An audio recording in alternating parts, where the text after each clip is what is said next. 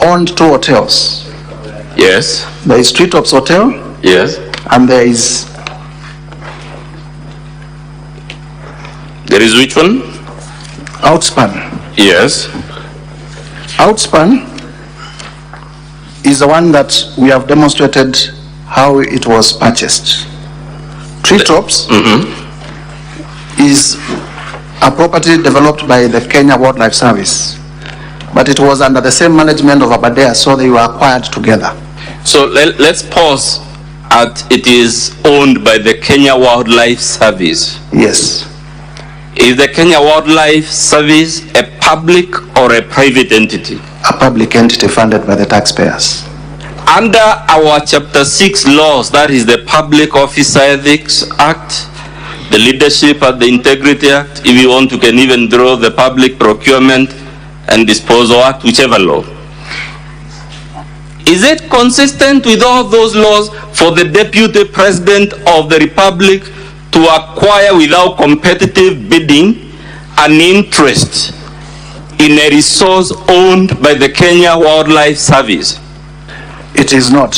And in fact, the Deputy President is on record in these proceedings as having said that he has advised his family not to transact with government. But we are going to demonstrate that he actually transacted with KWS. And KWS is a public entity? And KWS is a public entity. If this hotel were to be leased or sold, or whatever the language, would there be a requirement for open, competitive, and transparent bidding? Section 45, which we said we have reasonable grounds to believe that the Deputy President has breached of the Anti-Corruption and Economic Crimes Act. And I'm reading our volume 7 at page 23, states as follows. Protection of public property and revenue.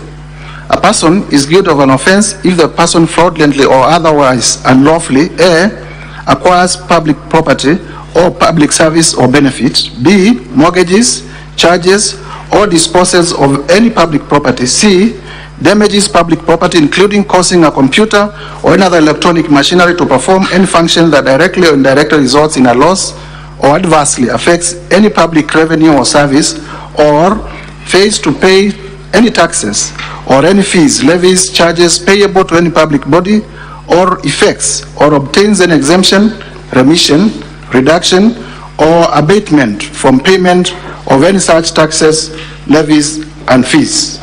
Section 46, about abuse of office. A person who uses his office to improperly confer a benefit on himself or anyone else is guilty of an offense. Now let's go to page 81 of volume 2A, sir. It's still about Treetops Hotel. Page 81 of volume 2A. I'm there. Can you read for us the last sentence of the second paragraph? This is a letter. This is a letter from the Kenya Wildlife Service. Yes. To Mr. Amos Kisilu of Kisilu and Wandati Company Advocates. It's a letter dated when? The letter is dated at the top left. What is the date? 5th of June 2023. Was His Excellency the Honorable GACHAGUA the Deputy President of Kenya on that date? Yes. It is addressed to who? It is addressed to Kisilu, Wandati and Company Advocates. In the Deputy President's own response, is that law firm indicated as one of the law firms he uses? Yes, indeed. Good. Now read for us the second paragraph of that letter, beginning with the word however. However, the tenant is in rent arrears of Kenya shillings 35,481,548, and lodge has not been operational since 2019, which has resulted to deterioration of the same in breach of the lease agreement. So we are being told this hotel a number of things. One, it has not been in operation for 4 years, correct? Indeed. And as a result, it has accumulated rent arrears, correct or incorrect? And deteriorated, which in effect means it requires renovation money. Now let's go to page 80 where the Deputy President develops interest in the hotel. I'm here. Can you read the opening line of that, the first paragraph of that letter? Mr. Speaker, honorable senators, this is a letter from Kisilo Andati and Company Advocates to the Director General of the Kenya Wildlife Service. The opening sentence reads as follows. We act for a party, into brackets our client, who is interested in taking on an assignment of lease of the Treetops Hotel Lodge as defined in the lease agreement dated 31st December 1998 between yourselves and Aberdare Safari Lodges Limited, the leasee. Please confirm this is a letter by the Deputy President's lawyers. This indeed is a letter by the Deputy President lawyers, but funny enough, against any all professional knowledge in terms of how you write letters, they do not disclose their client. They just say, we act for a party. Who is our, does that letter disclose the identity of the client anywhere? No, it doesn't, and it is a requirement that you must disclose the client even as you move ahead. Is that how lawyers usually write letters in honest, genuine transactions? Not at all. Good. Now let's go. And I am one of them, so I know. Let's go to page 83 of volume 2A. What is written there? Page 83 is a letter to Dr. Kanga, Director General Acting, Kenya Wildlife Service, from Aberdare Safari Hotels. So, it is about Treetops Lodge debt and lease. Please hold 83 together with 81.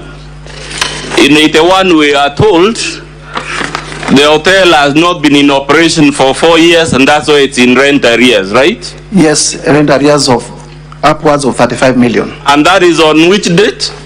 This is on 5th of June 2023. And the letter at page 83 is on what date? It's 7th of July 2023, a month later. How many days in between, roughly? Roughly a month, 30 days or so. Roughly a month. And what does this letter say? The letter says, I refer to Treetops rent arrears debt of Kenya shillings 35,481,548.14, and I am pleased to inform you that the Aberdare Safari Hotels Limited has today paid via RTGS bank transfer amount of 34,869,797 to KWS main collection standard chartered bank account, and the amount of 611 to KRA for 2% withholding tax. So, Honorable Mutuse, what do you have to tell the Senate of the fact a company that was in arrears for 4 years, 35 million, it is in distress, it's not in operation, the Deputy President shows interest, and suddenly it is able to pay these arrears of that 5 million? The Deputy President must be magical. Associating with the Deputy President must be very magical, because you have not operated for over 4 years, you are in debt, you have not been able to service that debt for 4 years, but you have just interacted with him for a month and you pay your debt overnight. Now, when you see that, is it consistent with the narrative that your allegations are false, ridiculous, and embarrassing? Not at all. Indeed, our allegations are backed up by cogent evidence, as we have demonstrated. What is the document at page 85 of volume 2A?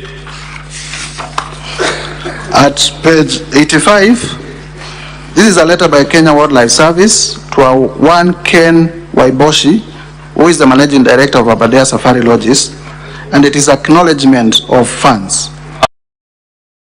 We acknowledge, the letter reads as follows in paragraph 2, we acknowledge receipt of Kenya shillings 34,481.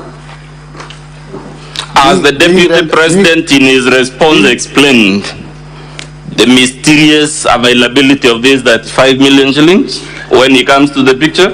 I have not seen anywhere where he explains where this money came from. Page 87, what is that document? At page 87. Of volume 2A, Mr. Speaker. This is novation and assignment of lease agreement and addendum to lease dated 31st December 1998 and 27th July 2023, respectively, between Kenya Wildlife Service, Aberdare Safari Lodges Limited, and Crystal Kenya Limited, the company of interest. Does this confirm, just like the deputy admitted, that he actually acquired Treetops Hotel? Indeed, it confirms, and it is not. There is no. It has not been. It has not been contested. Is your allegation, therefore, Mr. Mutuse, about Treetops, false, ridiculous, and embarrassing? Come again? The evidence you just taken the Senate through about Treetops Hotel, is it consistent with the narrative of a move of motion who makes ridiculous, false, and embarrassing claims? Not at all. It demonstrates that our allegations are not malicious. They are backed. Let's go to his response in volume 6.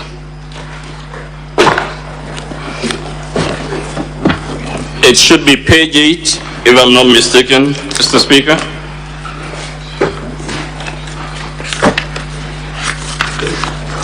Or volume 6. Yes, there we are. Volume 6. On page.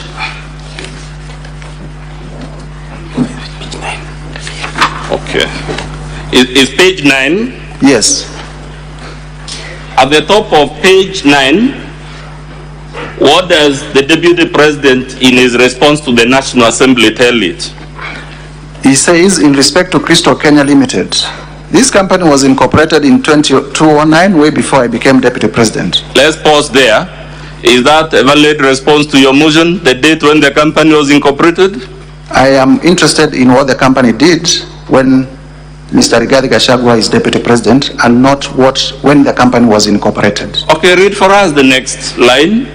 I transferred the company to my sons when I became Deputy President. Is that a valid answer given the things we've just seen about Treetops and Outspan? It confirms that the sons indeed are acting on his behalf. Read the next line, please. It acquired Outspan Hotel and Treetops Hotel following financing by a local bank. I also gave the company a personal loan from funds which were returned to me by the Asset Recovery Agency. I wish to clarify that Treetops Hotel was not bought. It is leased from KWS. The lease was assigned to Crystal Kenya Limited by a private company, Aberdare Safari Hotels Limited. I have annexed the facility letter dated 24th October as well as the company resolution to borrow Kenya shilling 600 million and marked as Annexure RG 14 and Annexure RG 15 respectively. Let's go to page 44. This relates to the property called Rogoro Kiamariga 1223. This is in volume 2? 2A. Volume 2A, Mr. Speaker, page 44. Please confirm from the Deputy President's response whether he has admitted acquiring this property. Yes, he admits acquiring the property, but goes ahead to make some justifications. Page 44, Mr. Speaker, volume 2A. The justification he makes is to what effect? Is that the acreage is different. Yes. And also that he bought it for 3.5 million and not 5 million as alleged. Now let's 44. What is that document? This is a document transfer by personal representative to person on intestacy. Basically. And who is given that transfer? Who is making it? A certain Naftali Guandraru Gadhogo. Can you read the opening line of that document? Public Trustee of the Republic of Kenya, or PO Box 49672 Nairobi, as personal representatives of Naftali Garandau Gadhogo, deceased, hereby transferred to Hannah Gadhongo Mugo. Absolutely. Who is the public trustee a public officer? The public trustee is a public office. Is under public. Under what circumstances, to the best of your knowledge, does the public trustee obtain letters of administration of an estate In this case, the estate of the deceased Naftali Gwandaru Gadhogo. In terms of the law of succession, the public trustee only steps in where there are no beneficiaries of a deceased person's estate. The person to whom the trustee is transferring, is there a picture given there? Yes, it is given, and I will invite honorable senators to look at it. What observation do you want them to make about it?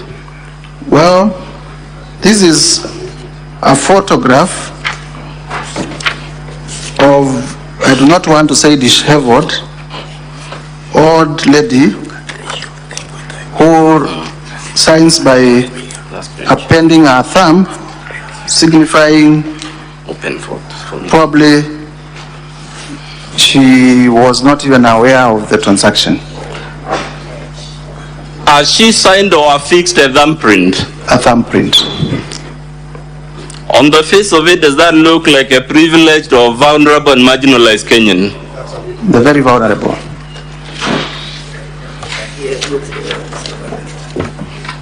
Mr. Speaker, sir, kindly allow me again to bring to the attention of the Assembly that the advocate is leading the witness. He has put a question. Does that, in your own imagination, look like a vulnerable person? Objection sustained. Counsel for National Assembly, stop leading the witness. I'm much guided, Mr. Speaker, so we'll proceed. We're on page? We are on page 44. 44. Did the Deputy President in his response disclose that this property initially belonged to a deceased person? No. Did he in his response disclose that this property was initially vested on the public trustee? No, he didn't. Let's go to his response at paragraph 1.4.2, which is on volume 6, Mr. Speaker. Page 4 of volume 6.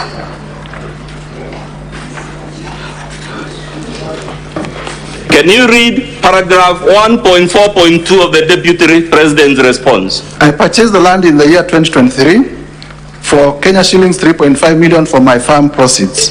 Some of you are aware that I have dairy farm with close to 200 cows. Now let's see who is saying things that are embarrassing, false, and ridiculous. What is the price he has said he acquired it for in that page? 3.5 million Kenya shillings. Let's go to the agreement he has attached to show how he purchased this property. It is at page 63 of the same volume. I am here. Clause number 3, what is given as the purchase price? The purchase price is Kenya shillings 5 million only, to be paid as follows. Is that consistent? This is volume 6. Volume 6.